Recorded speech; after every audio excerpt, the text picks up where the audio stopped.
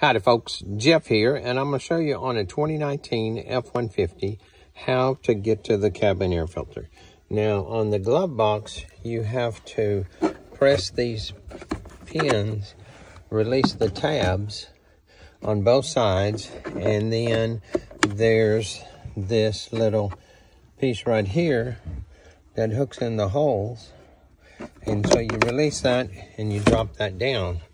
Now, this piece right here has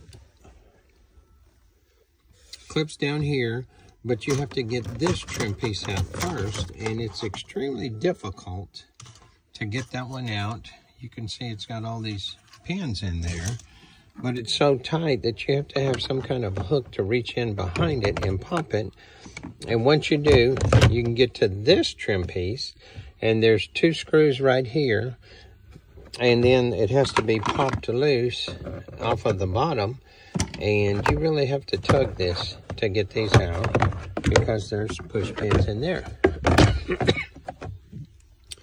Once you do that, then this cover piece sets back up in here, and you have to reach into the corners and pop these corner pieces off in order to get that out. Once you've got that out, you can grab that filter and pull it out, and it's time for a new one.